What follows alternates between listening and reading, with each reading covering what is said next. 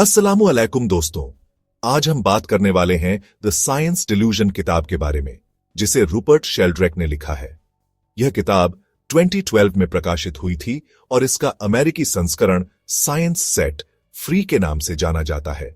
यह एक ऐसी किताब है जो आधुनिक विज्ञान की बुनियादी मान्यताओं को चुनौती देती है और वैज्ञानिक सोच को नए दृष्टिकोण से देखने की मांग करती है। साइंस अपने आइडियल फॉर्म में एक नोबल परस्यूट है जो क्यूरियोसिटी और अंडरस्टैंडिंग की थर्स्ट से ड्रिवन है। यह यूनिवर्स के मिस्ट्रीज और उसमें हमारी जगह को अनरेवल करना चाहता है। पर किसी भी ह्यूमन एंडेवर की तरह साइंस भी डॉगमा से इम्यून नहीं है। टाइम के साथ कुछ असम्पशंस जड़ पकड़ लेते हैं, अनक्वेश्चनेबल ट्रूथ्स में सॉलिडिफाई हो जाते हैं जो साइंटिफिक इंक्वायरी के स्कोप को लिमिट करते हैं। ये ऐसे इन लिमिटेशंस के हार्ट में डेल्व करता है, एक्सप्लोर करता है, जिसे मैं साइंस डिल्यूजन कहता हूं। यह डिल्यूजन, मेरा मानना है, एक सेट ऑफ अनक्वेश्चन बिलीफ्स जो अक्सर मटेरियलिज्म में रूटेड होते हैं कि रिजिड एडहिरेंस से स्टेम करता है। मटेरियलिज्म इस कॉन्टेक्स्ट में यह पॉजिट करता है कि यूनिवर्स में हर चीज अल्टीमेटली मैटर और उसके इंटरैक्शंस तक रिड्यूसिबल है। कॉन्शियसनेस, पर्पस या किसी भी चीज के लिए कोई जगह नहीं छोड़ता जो प्योरली फिजिकल से ट्रांसेंड करती है। इन डॉगमास को चैलेंज करना साइंस को डिस्क्रेडिट करने के बारे में नहीं है, बल्कि इसे सेल्फ इंपोज्ड कंस्ट्रेंट से लिबरेट करने के बारे में है। लॉन्ग हेल्ड असम्पशंस को क्वेश्चन करके हम खुद को नेचुरल वर्ल्ड की एक रिचर, मोर न्यूअन्स्ड अंडरस्टैंडिंग के लिए ओपन करते हैं। ये एक्सप्लोरेशन एक सेट ऑफ डॉगमास को दूसरे से रिप्लेस करने के बारे में नहीं है, बल्कि ओपन माइंडेड इंक्वायरी की स्पिरिट को फॉस्टर करने के बारे में है। यह हमारे करंट साइंटिफिक फ्रेमवर्क की इनहेरेंट लिमिटेशंस को रिकॉग्नाइज करने और ऑल्टरनेटिव अप्रोचेस को इन्विजन करने की डेयरिंग करने के बारे में है, जो हमारे यूनिवर्स के वास्ट अनएक्सप्लोर्ड टेरिटरीज को इल्यूमिनेट कर सकते हैं। साइंस डिल्यूजन के हार्ट में 10 कोर डॉगमास हैं जिन्होंने साइंटिफिक थॉट को परमिएट किया है, अक्सर अनकॉन्शियसली रिसर्च प्रायोरिटीज और डेटा के इंटरप्रिटेशंस को शेप करते हैं। ये डॉगमास, जबकि अक्सर इरिफ्यूटेबल ट्रूथ्स के रूप में प्रेजेंट किए जाते हैं, असलियत में असम्पशंस हैं जो क्वेश्चन और क्रिटिकल एग्जामिनेशन के लिए ओपन है। 1. नेचर मैकेनिकल है। ये डॉगमा यूनिवर्स को एक जायंट मशीन के रूप में पोर्ट्रे करता है जो फिक्स्ड लॉज के अकॉर्डिंग ऑपरेट करती है, इनहेरेंट पर्पस या कॉन्शियसनेस से डिवॉइड। 2. मैटर अनकॉन्शियस है। कॉन्शियसनेस इस पर्सपेक्टिव से ब्रेन एक्टिविटी का एक मियर बाय प्रोडक्ट माना जाता है जिसकी अपनी कोई इंट्रिंसिक रियलिटी नहीं है। 3. नेचर के लॉज फिक्स्ड हैं। ये डॉगमा अस्यूम करता है कि यूनिवर्स को गवर्न करने वाले लॉज हमेशा कांस्टेंट रहे हैं और रहेंगे। इन फंडामेंटल प्रिंसिपल्स में फ्लेक्सिबिलिटी या एवोल्यूशन के लिए कोई जगह नहीं छोड़ते। 4. मैटर और एनर्जी का टोटल अमाउंट हमेशा सेम होता है। यह प्रिंसिपल, जबकि क्लोज्ड सिस्टम्स पर एप्लीकेबल है, अक्सर इंटायर यूनिवर्स पर एक्सट्रैपोलेट किया जाता है, अदर डिमेंशंस या रेल्म्स से इन्फ्लुएंसेस की पॉसिबिलिटी को निग्लेक्ट करते हुए। 5. नेचर पर्पसलेस है। एवोल्यूशन इस पर्सपेक्टिव से रैंडम म्यूटेशंस और नेचुरल सिलेक्शन से ड्रिवन है, किसी भी इनहेरेंट डायरेक्शन या पर्पस से डिवॉइड। 6. बायोलॉजिकल हेरेडिटी मटेरियल है।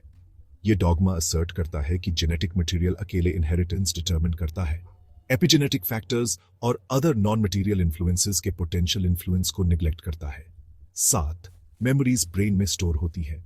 मेमोरी को सोली ब्रेन के फिजिकल स्ट्रक्चर्स के विद इन रिजाइडिंग माना जाता है, नॉन लोकल या फील्ड बेस्ड मेमोरी स्टोरेज की पॉसिबिलिटी को डिसमिस करते हुए। 8. टेलीपैथी जैसे अनएक्सप्लेन्ड फिनोमेना इल्यूजरी हैं। फिनोमेना जो मटीरियलिस्ट फ्रेमवर्क को चैलेंज करते हैं, उन्हें अक्सर एनेक्डोटल, इल्यूजरी या फ्रॉडुलेंट कहकर डिसमिस कर दिया जाता है बिना रिगरस इन्वेस्टिगेशन के। 9. मैकेनिस्टिक मेडिसिन ही एकमात्र ऐसी है जो रियली वर्क करती है। ये डॉगमा हीलिंग के लिए प्योरली फिजिकल अप्रोच को प्रायोरिटाइज करता है, अक्सर मेंटल, इमोशनल और स्पिरिचुअल वेलबीइंग के इन्फ्लुएंस को निग्लेक्ट करता है। 10. मटीरियलिज्म ही एकमात्र रियलिटी है। ये ओवरआर्चिंग डॉगमा दूसरों को अंडरपिन करता है। ये असर्ट करता है कि मैटर फंडामेंटल रियलिटी है और सभी फिनोमेना कॉन्शियसनेस सहित अल्टीमेटली मटेरियल इंटरैक्शंस के टर्म्स में एक्सप्लेन किए जा सकते हैं। ये 10 डॉगमास, जबकि डोमिनेंट पैराडाइम को रिप्रेजेंट करते हैं, बाय नो मीन्स एग्जॉस्टिव है। ये क्रिटिकल रिफ्लेक्शन के लिए स्टार्टिंग पॉइंट्स के रूप में सर्व करते हैं, हमें उन वेरी फाउंडेशंस को क्वेश्चन करने के लिए प्रॉम्प्ट करते हैं जिन पर मॉडर्न साइंस का ज्यादातर हिस्सा बिल्ट है। मॉर्फिक रेजोनेंस का कॉन्सेप्ट फिक्स्ड लॉज और प्योरली मटेरियल इनहेरिटेंस के डॉगमा को चैलेंज करता है, इंटरकनेक्टेडनेस और नेचर के अंदर लर्निंग के लिए एक मैकेनिज्म प्रपोज करके। यह सजेस्ट करता है कि नेचर सभी लेवल्स पर एक तरह की मेमोरी पोजेस करती है जो पहले एग्जिस्ट कर चुके फॉर्म्स और बिहेवियर से इन्फ्लुएंस्ड होती है। एक फील्ड इमेजिन करो जो हमारे सेंसेस के लिए इनविजिबल है, जो स्पेस और टाइम को परमिएट करता है। यह फील्ड, जिसे मॉर्फिक फील्ड कहा जाता है, सभी चीजों के लिए एक ब्लूप्रिंट या मेमोरी बैंक का काम करता है। जब एक स्पीसीज का मेंबर, मान लीजिए एक बर्ड, एक न्यू बिहेवियर सीखता है, तो यह उस स्पीशीज से एसोसिएटेड मॉर्फिक फील्ड को सबटली ऑल्टर कर देता है। यह चेंज चाहे कितना भी स्मॉल क्यों ना हो, सेम स्पीशीज के अदर बर्ड्स के लिए, यहां तक कि जियोग्राफिकली सेपरेटेड बर्ड्स के लिए भी उस सेम बिहेवियर को सीखना आसान बना देता है। मॉर्फिक फील्ड के थ्रू इन्फ्लुएंस का यह प्रोसेस ही मैं मॉर्फिक रेजोनेंस कहता हूं। यह सजेस्ट करता है कि हम सभी इंटरकनेक्टेड हैं, सिर्फ फिजिकल मीन्स से नहीं, बल्कि रियलिटी के एक सबटलर, मोर फंडामेंटल लेवल के थ्रू। यह समझने के लिए डोर ओपन करता है कि नेचर में पैटर्न्स कैसे इमर्ज होते हैं, क्रिस्टल्स के इंट्रिकेट फॉर्म से लेकर सोशल इंसेक्ट्स के कलेक्टिव बिहेवियर तक। मॉर्फिक रेजोनेंस का एवोल्यूशन, लर्निंग और कल्चरल ट्रांसमिशन की हमारी अंडरस्टैंडिंग के लिए प्रोफाउंड इंप्लीकेशंस है। यह सजेस्ट करता है कि हम लाइफ के एक वास्ट इंटरकनेक्टेड वेब का पार्ट हैं, जहां पास्ट प्रेजेंट को इन्फ्लुएंस करता रहता है और जहां हमारे एक्शंस में हमारी स्पीसीज और प्लैनेट के फ्यूचर को शेप करने की पोटेंशियल है। सेक्शन 4, कॉन्शियसनेस की एनिग्मा, मटीरियल एक्सप्लेनेशन से बियॉन्ड। कॉन्शियसनेस की नेचर साइंस के सामने सबसे प्रोफाउंड मिस्ट्रीज में से एक बनी हुई है। मटीरियलिस्ट डॉगमा कॉन्शियसनेस को ब्रेन एक्टिविटी के एक मियर बाय प्रोडक्ट तक रिड्यूस कर देता है, एक तरह का इलेक्ट्रोकेमिकल इल्यूजन। हालांकि यह पर्सपेक्टिव एक्सपीरियंस के सब्जेक्टिव, क्वालिटेटिव नेचर, कॉन्शियस होने के फीलिंग को अकाउंट करने में फेल करता है। हमारी इनर वर्ल्ड की सब्जेक्टिव रिचनेस, हमारे थॉट्स, इमोशंस, सेंसेशंस और सेंस ऑफ सेल्फ, न्यूरॉन्स के फायरिंग से कैसे अराइज हो सकती है। कॉन्शियसनेस का हार्ड प्रॉब्लम, जैसा कि इसे अक्सर कहा जाता है, मटीरियलिज्म की वेरी फाउंडेशंस को चैलेंज करता है। यह सजेस्ट करता है कि कॉन्शियसनेस रियलिटी का एक फंडामेंटल एस्पेक्ट हो सकता है, सिंपली फिजिकल प्रोसेसेस तक रिड्यूसिबल नहीं। ऑल्टरनेटिव अप्रोचेस जैसे कि पैनसाइकिज्म प्रपोज करते हैं कि कॉन्शियसनेस सभी मैटर में इनहेरेंट है, सब एटॉमिक पार्टिकल से लेकर ह्यूमन बींग्स तक, हालांकि वेरिंग डिग्रीज ऑफ कॉम्प्लेक्सिटी में। दूसरे सजेस्ट करते हैं कि कॉन्शियसनेस ब्रेन से इंडिपेंडेंटली एग्जिस्ट कर सकती है। ब्रेन एक रिसीवर या फिल्टर का काम करता है, कॉन्शियसनेस के इस ब्रॉडर फील्ड में ट्यून करता है। कॉन्शियसनेस की हमारी अंडरस्टैंडिंग को एक्सपैंड करने के लिए इन ऑल्टरनेटिव पर्सपेक्टिव्स को एक्सप्लोर करना क्रूशल है। प्योरली मटीरियलिस्ट फ्रेमवर्क की लिमिटेशन से बियॉन्ड मूव करके हम माइंड और मैटर के रिलेशनशिप के एक रिचर, मोर न्यूआंस्ड व्यू के लिए खुद को ओपन करते हैं।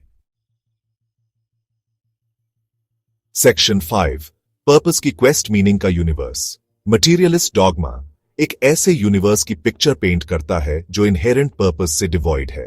एवोल्यूशन इस पर्सपेक्टिव से एक रैंडम पर्पसलेस प्रोसेस है जो चांस, म्यूटेशंस और सर्वाइवल के स्ट्रगल से ड्रिवन है। हालांकि यह पर्सपेक्टिव हमें एग्जिस्टेंशियल एम्प्टीनेस के सेंस के साथ छोड़ देता है, एक ऐसा यूनिवर्स जो हमारे एग्जिस्टेंस और एस्पिरेशंस के प्रति इंडिफरेंट है। क्या यह पॉसिबल है कि हमारे एग्जिस्टेंस का एक डीपर मीनिंग है, एक पर्पस जो हमारी इंडिविजुअल लाइफ से ट्रांसेंड करता है? हिस्ट्री में कई कल्चर्स और स्पिरिचुअल ट्रेडिशंस ने एक पर्पसफुल यूनिवर्स, एक कॉस्मोस जो मीनिंग और इंटेंशन से इम्ब्यूड है, के आइडिया को एम्ब्रेस किया है। जबकि साइंस अपने करंट फॉर्म में इन प्रोफाउंड क्वेश्चंस के डेफिनेटिव आंसर्स प्रोवाइड करने के लिए इक्विप्ड नहीं हो सकता है। पर्पस की पॉसिबिलिटी के लिए ओपन रहना एसेंशियल है। शायद पर्पस कोई ऐसी चीज नहीं है जिसे साइंटिफिक इंस्ट्रूमेंट्स के थ्रू डिस्कवर किया जाए, बल्कि कुछ ऐसा है जिसे हम अपने एक्शंस, वर्ल्ड के साथ अपने इंटरैक्शंस और लाइफ के टेपेस्ट्री में अपने कंट्रीब्यूशंस के थ्रू क्रिएट करते हैं। पर्पस की क्वेस्ट को एम्ब्रेस करके सॉल्व होने वाली एक साइंटिफिक प्रॉब्लम के रूप में नहीं, बल्कि ह्यूमन एक्सपीरियंस के एक फंडामेंटल एस्पेक्ट के रूप में हम कॉस्मोस में अपनी जगह की एक रिचर, मोर मीनिंगफुल अंडरस्टैंडिंग के लिए खुद को ओपन करते हैं।